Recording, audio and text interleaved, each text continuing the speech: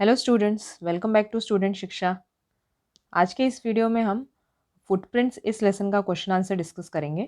Okay, तो चलिए शुरू करते हैं। फर्स्ट क्वेश्चन, आकृती पूर्ण करा। रेखा मावशींच्या पावलांची वैशिष्ट्ये, मतलब रेखा मावशी जो काम वाली बाई थी, उनके पैरों की क्या विशेषता थी। तो यहाँ पर क्या लिखा है, पायाला चिरण्या पडलेल्या, उनके पैरों में दरार मीन्स क्रैक था, धूड़ बसून काळ्या झालेल्या चिरण्या, उन दरारों में धूल जमा होने से वो काला दिखने लगा था। ओके, तो ये आंसर आपको पैसेज के हिसाब से लिखना है। मतलब अगर एग्जाम में स्टार्टिंग का पैसेज दिया रहेगा जहाँ सुमित ने अपने ऐप का यूज़ नहीं किया है, तो आप लोगों को ये आंसर लिखना है। ओके, और अगर एग्ज़ाम में आगे का पैसेज दिया रहेगा जहाँ सुमित अपने ऐप में इंफॉर्मेशन फीड कर चुका है, तो आप लोगों को ये वाला आंसर लिखना है।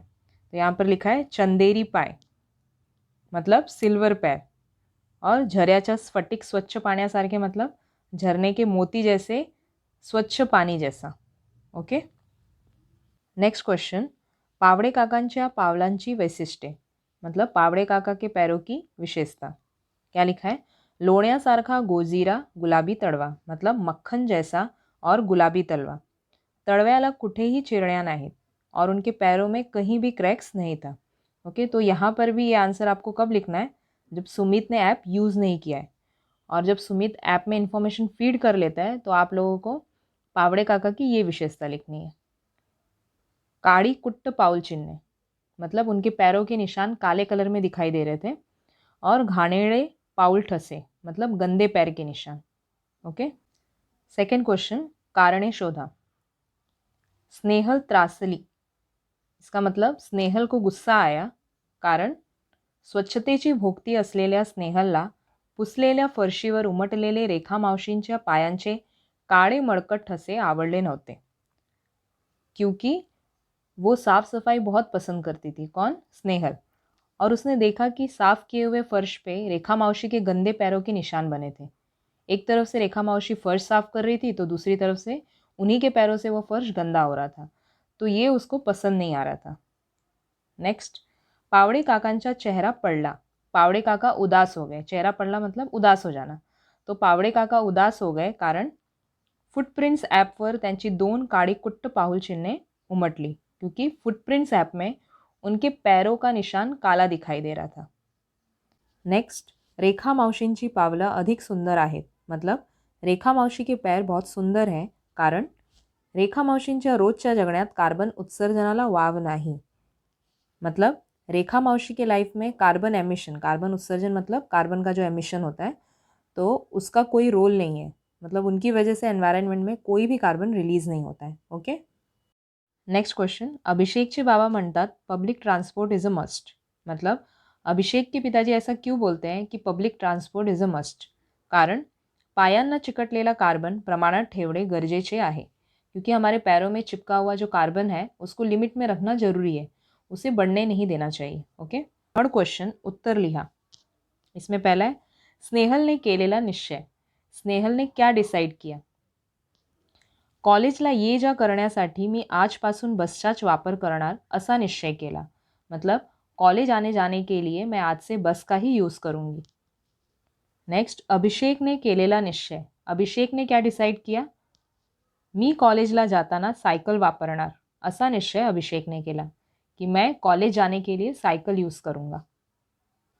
फोर्थ क्वेश्चन, पाठातील पात्रांची स्वभाव वैशिष्ट्ये लिहून तक्ता पूर्ण करा। पात्र मतलब इस लेसन में जितने भी कैरेक्टर हैं उनके स्वभाव की विशेषता बतानी है। ओके, तो सबसे पहला है अभिषेक। अभिषेक प्रोजेक्ट मध्ये रुचि, मतलब अभिषेक के बारे में आप क्या समझे इस लेसन से, तो उसे प्रोजेक्ट में इंटरेस्ट था। सुमित, टेक्नोसवी, मतलब सुमित को टेक्नोलॉजी में बहुत इंटरेस्ट था। नेक्स्ट, स्नेहल, स्वच्छतेची भोक्ती, स्नेहल को साफ सफाई बहुत पसंद थी। पावड़े काका, कार्यक्रमाची आवड, मतलब पावड़े काका को प्रोग्राम अटेंड करना बहुत अच्छा लगता था। रेखा मावशी, गरीब स्वभावाची, रेखा मावशी गरीब स्वभाव की सीधी साधी महिला थी। ओके, फिफ्थ क्वेश्चन, खालील वाक्यांतील अलंकार ओळखा। अलंकार मतलब फिगर ऑफ स्पीच। तो इसमें फर्स्ट क्वेश्चन है, रेखा मावशीचे पाय झऱ्याच्या स्फटिक स्वच्छ पाण्यासारखे। मतलब यहाँ पर सारखे सारखे वर्ड आ रहा है, पाण्यासारखे में जो सारखे, अगर सारखे वर्ड आता है तो हमें उपमा अलंकार लिखना है. नेक्स्ट, पाय पुसणीच्या आकाराचा एक निळा चौकोन उमटला अगदी आभाळाच्या निरभ्र टुकड्यासारखा.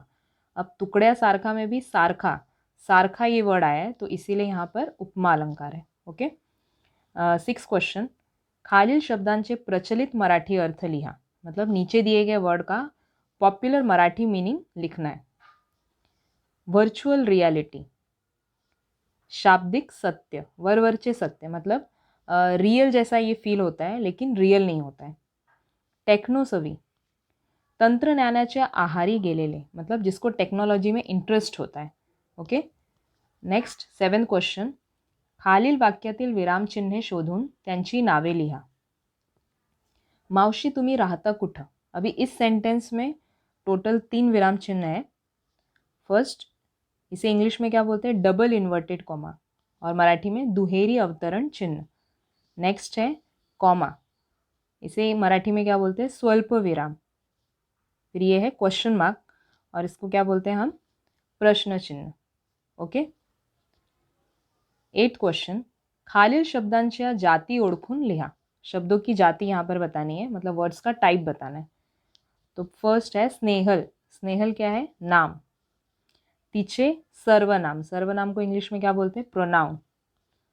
चंदेरी विशेषण, ये विशेषता बता रहा है तो ये एडजेक्टिव.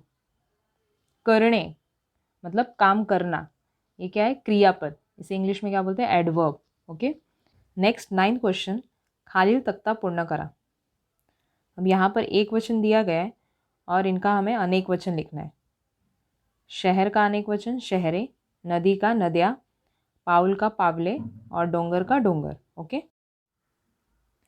10th क्वेश्चन, स्वमत. इसमें पहला क्वेश्चन है, आपल्या पायांचे वातावरणावर उमटलेले ठसे आपल्याला सहजतेने पुसता येत नाहीत, या विधानाचा तुम्हाला कळलेला अर्थ स्पष्ट करा. मतलब हमारे पैरों से वातावरण में जो गंदे निशान बनते हैं उसे हम इजीली साफ नहीं कर सकते. तो ये पढ़कर आपको क्या समझ में आ रहा है उसके बारे में आपको बताना है. ओके. आन्सर देखते हैं. आपण जिथे राहतो तिथून कोणत्या ना कोणत्या कामाच्या निमित्ताने बाहर जातो. मतलब हम लोग जहाँ रहते हैं तो किसी न किसी काम से हम बाहर जाते हैं.